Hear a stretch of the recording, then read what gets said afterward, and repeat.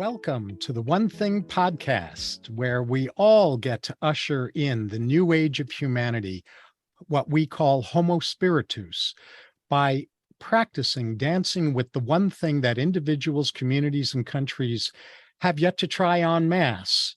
That one thing that we are referring to is the connection to the higher self part of our true self anatomy that people call by various different names around the world and throughout time and throughout cultures. Our prime directive, above all else, as Laurie and I view this, is to make and constantly return to Tat, the one thing, connection with Tat, day in and day out as our first step in dealing with problems in our lives, rather than viewing life problems as things we can solve separately from Tat, and then we'll come back to the one thing connection later. So in this episode, we're going to be focusing on choosing the most serving new world order. And before you panic about New World Order, we'll go into what we mean by that. We're going to look at how there has always been a world order of one kind or another, and that has been dominated by one group or another. And we'll explore the choice that Laurie and I believe we currently face in selecting the new world order we'll support. And we'll offer our perspectives about the world order that we believe best preserves genuine freedom and promotes our connection with the one thing. And we'll wrap up by proposing some steps you can take to help ensure that the world order you want next is the one that prevails. Oh, that and sounds looks so like we juicy. have a kitty visiting us. She wants in on the new world order too. She does. One of our two kitties, Isabel. Yes, Isabel, right. So this is juicy. So happy to be with you right now. So let's just define in a general way world order. And we're going to say that a world order in general, a world order is a mechanism implemented by a dominant culture, country, or religion to organize and control humanity. And we feel that the leaders of this kind of world order, and it's laced throughout history, as David will talk about, the leaders believe that this world order is good for the good of humanity, and they present it as such as well, even if they don't believe it. They're trying to convince the people in the order that it's good, whether they believe it or not. And it can be quite kind of seductive, the presentation of a world order, right? So, and I think that when we drop into a life in human form, we're dropping into a programmed matrix for operating in human life, and it may or may not be in our highest interest. And there's a way out. And we knew that on a soul level. We knew that when we checked the box and said, yes, I'm going to drop into this matrix, and I am going to follow the popcorn trail or the breadcrumb trail of my heart and my soul, and it will show me the way through. And that whole experience expands the universe. And that's the reason we do it. Mm-hmm. Yes, indeed. And a lot of people that I talk to seem to talk as though there's never been a world order before, and now there's a world order that's emerging, and we have to oppose it no matter what. And so the first potentially shocking thing, at least for some who are watching or listening to this podcast, is that the idea that there's been no world order until now really reflects ignorance about history. That since the 1500s, there's always been a world order, and arguably world order goes all the way back to ancient Greece and Rome and China as well, ancient China. There have been world orders in parts of the world that have been dominated by a particular group, and that group that runs the politics and runs the economics of a very large region of the world. They are the ones that are in charge of, if you will, for better or worse, that period's world order. So there's almost always been a world order of one kind or another. So I really want to encourage you to disavow any thoughts you've had that think that, this is the first time we're dealing with a world order. It's not. This Right. world order right now is a little different from ones in the past, which we'll get into in a moment.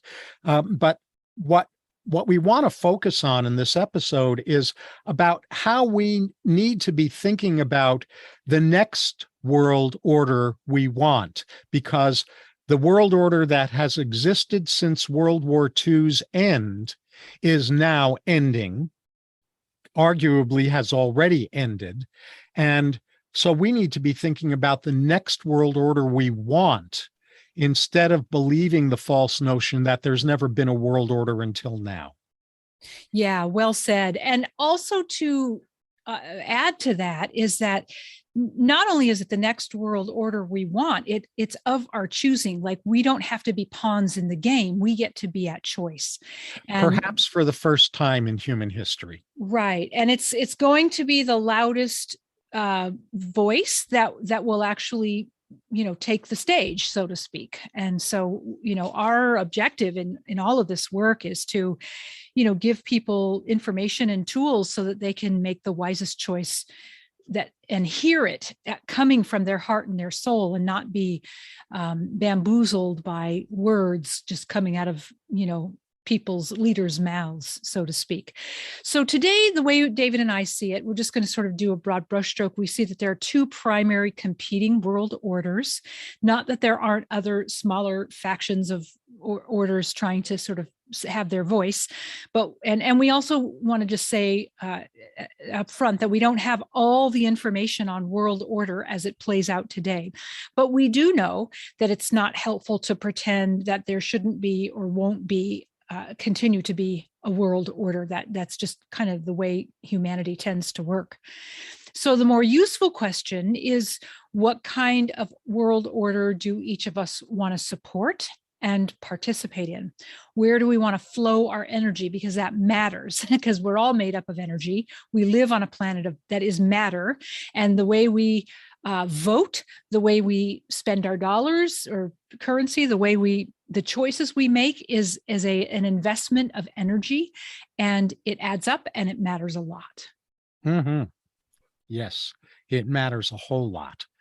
And just to anchor what you were saying a little bit further, the dominant world order right now that's trying to emerge in the Western technological world and in other locations, not just the West, but in Africa and in Australia and in a lot of other locations, is one that is dominated by the narrative of what it calls itself the World Economic Forum. Now, the caveat here is that there is China's version of a new world order, and there's Russia's version of a new world order as well.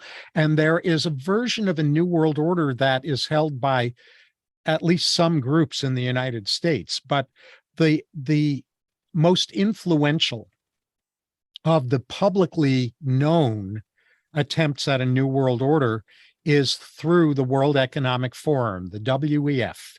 And if you go to the World Economic Forum's website, as we've mentioned in prior episodes as well, some prior episodes, everything is there. Nothing is hidden. It's all transparent. It's all hiding in plain sight. And if you only look on the surface of what the World Economic Forum talks about, it looks like a really good world order on the surface, to the unaided eye at least, and even to some semi-aided eyes. But if you really pay attention and if you look beyond what's covered about the World Economic Forum's version of the New World Order in the mainstream media, the more you dig beneath the surface, and I'm not talking about digging beneath the surface of other people's commentaries or editorials or spins about the World Economic Forum. I'm talking about on their website, through their material. If you dig beneath their surface, the more you do that, the clearer it becomes that, at least as Laurie and I see what's on there, that it is actually nefarious. It is not the really good idea that it appears to be on the surface. We have come to view it as a bad world order that creates cancel culture, that creates what you've heard us talk about if you've listened to prior episodes, homo machina, the human as machine, humans that are partly, biological and partly cyborg, and based on the notion that we are smarter than source. It's a very arrogant perspective. And the deeper that we go into what the World Economic Forum is very visible about, it's really about creating a future for humanity, a new world order with increasing degrees of enslavement rather than freedom. Exactly. And even as you dig on their website, if you can follow the trail of what they support, even though it's somewhat covered up in some cases, you'll notice that what they support isn't in favor of freedom for humanity. In contrast, the New Earth, as some call it, I think that's probably the best way to name it, is literally the opposite of enslavement. It is it's an earth that supports health of Mother Earth, health of humanity, and the freedom of humanity. And this is the other main world order that we're aware of, and obviously we don't know everything, but this is what we've been tracking for a handful of years now. So the other thing about the New Earth is it has been what's the word, not forecasted, but is there's another word, like it has been prophesied prophesied, but also it's been coming up for a long time, and that we would get to some point in the collective consciousness or time in humanity where we would have the choice of co-creating with the energy of life or the source of all life, this new earth. Because if we think about it, for all of the history that we have access to, the mainstream history, it has been a history of enslavement and the haves and the have-nots and the royals and the subjects and all that kind of an enslavement society and culture. There have been cultures where before our history where there was harmony, there wasn't war, there was peace, there was a mostly creative experience in a human form, at least for a period of time. Yeah, for a period of time until, we made choices like, oh, I can do this without my connection to source. Some call that the fall from grace. And we've been trying to fight our way out of that paper bag, so to speak, since that decision. So now we have the opportunity, individually and collectively, to choose to line back up with the design of life. And this design is in support of individual and societal freedom, of spiritual sovereignty. This is what we're calling Homo Spiritus. And we've discussed Homo Spiritus in a lot of other episodes prior. And it's important that it's so easy to get seduced into the chaos of the current world and the concerns of some of the things that the World Economic Forum or the other world order is trying to kind of push forward, like lack of privacy and passports and all kind, taking away our properties and our money and all of that kind of thing. This is all on the table, right? So I'm very clear that if I invest my energy into kind of flipping out about that possibility, then I'm stealing my energy away from the vision of the new earth. So we're inviting you to go into your heart, do your research, and find ways to hold a vision for this new earth. Even if it's a little sliver of it, at least your energy is going toward it rather than into something that we really don't want. It's a law of energy that where we place our focus, our attention, and our awareness, the energy grows there. So, we have to train ourselves. Really, it's a discipline to just pull out of the vision we don't want and invest in the vision that we do want. Just like we would a stock. If the stock were plummeting, we'd want to pull out, or we'd want to pull our money out, right? So that's just one example.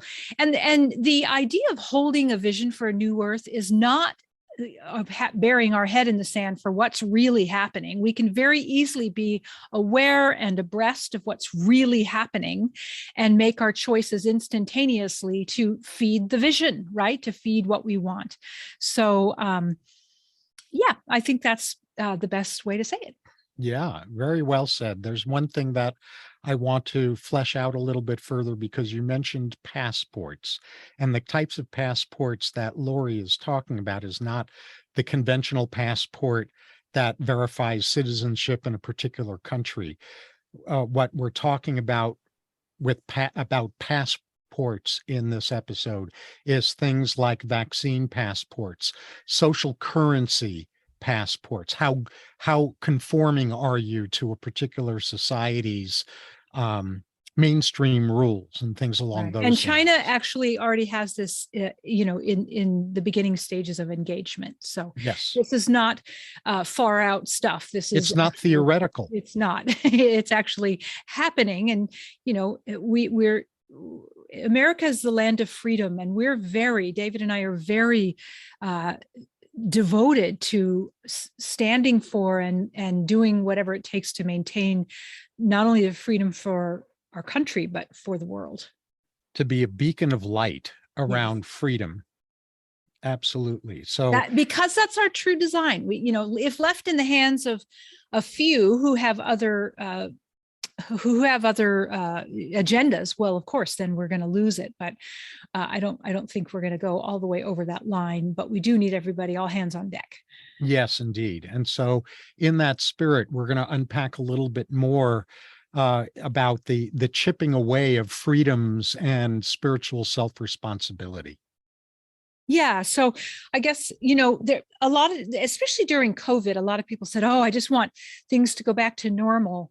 And that's understandable, because before COVID, things were seemingly pretty good, even though freedoms were still being subtly chipped away at.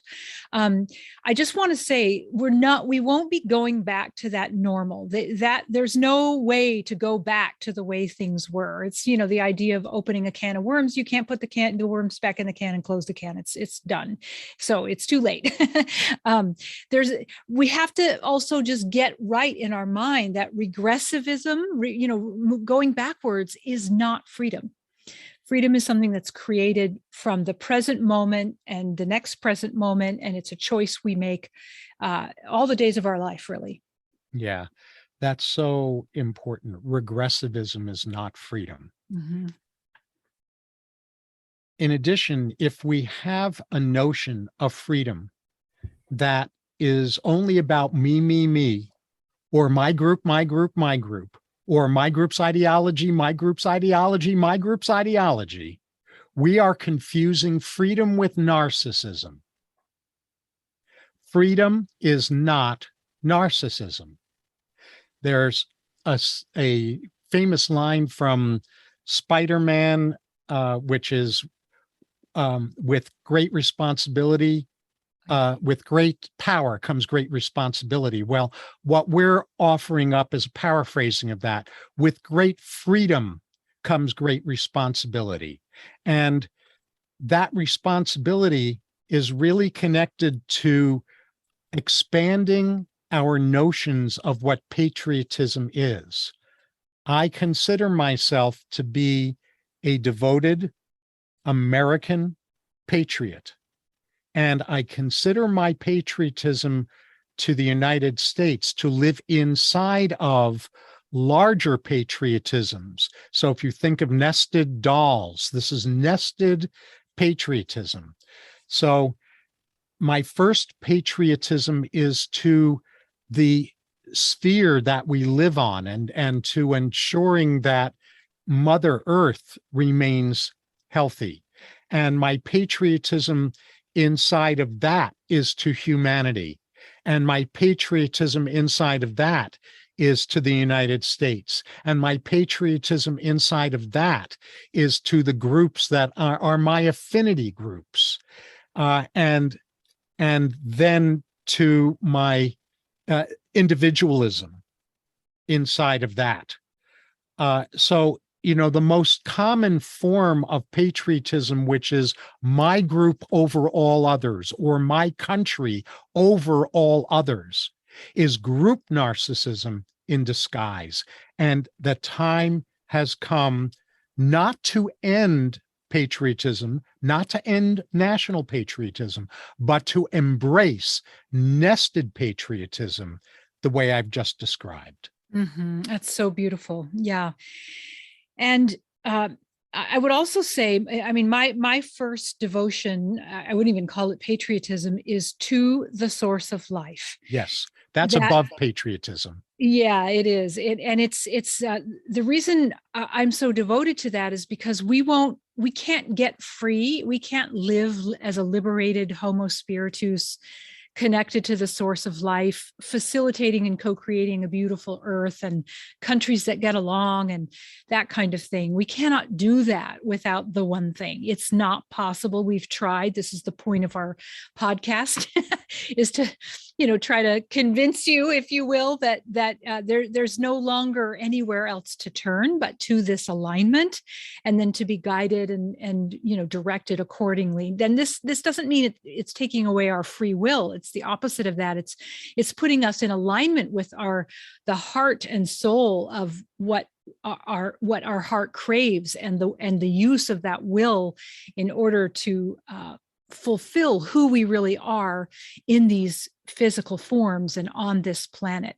And that's what the new earth is all about. It gives the ground under our feet the possibility for living in that way. Not even the possibility, it is the ground for living in that way. Whereas if we go with your World Economic Forum in that direction, then we can pretty much be sure that enslavement will be ratcheted up and our freedoms will be chipped away, as this is already underway and escalating pretty much as every day passes. Yes, really well said. That's a new world order that heads us into what Laurie and I view as a very dark future. So going back to just say a little bit more about something else that you were emphasizing, Laurie, so rightly, our connection to Tot, to the one thing, is paramount. It transcends nested patriotism. Nested patriotism lives inside of and is in service to the one thing, or not, but we're advocating that it does need to be in connection to the one thing. We don't get our vision of the new earth from history or from our own egos, our own seemingly separated from source egos. We won't get a vision of the new earth from either of those things. We get our vision of the new earth through our connection with higher love and wisdom, and bringing that forth into the material universe. This is the key to bringing about a next world order that truly elevates humanity. Mm-hmm. Yeah, well said. So we want to offer just a few takeaways before we, end our time together. And the first would be very conscious about how you spend your energy, And I know for myself, I am going to I do this as much as I am conscious of it. To stop giving my energy over to the forces that aren't serving the greatest good. Some people call that the sinister forces. Some people call that the cabal. I mean, it doesn't really matter. These are all just names that people use to have conversations about what's happening. So it would be in all of our best interests to just stop giving our energy over to forces and orders in life that don't have the highest good for all of humanity at heart. And think about, some people think that, oh, if I do that, then they're going to get away with murder. But the opposite is true. Think about the war on drugs back in the 80s and how, there was this big movement to get rid of drugs, and all this energy went into going against drugs, and it's worse today than it was then. So it speaks to a law of energy, that where we give our energy, it grows. And so if we are going to push against an order that we don't like, we'll just bring it in. But if we unhook from it and pivot ourselves toward a world order, a new earth that we are choosing, that's a right use and investment of our energy. Right on. So that's takeaway number one, is to reiterate it. Stop giving your energy to over attention on the sinister, right? Over attention. Don't ignore it, but don't over attend to that. And notice when you get, sorry, honey, I just want to go ahead. Notice when you get when you have a charge, or when you're triggered by it, that's when it's got its hooks in us, right? And then personally, my devotion is to return that energy back to the one thing, because it's not my energy anyway, and I'm using it poorly by being triggered by something. So anyway. Mm-hmm. The second takeaway we want to impress upon you is to research the World Economic Forum's vision for the future of humanity. Don't research it by believing the editorials or the coverage about what the World Economic Forum allegedly says, either by those who support it or by those who oppose it.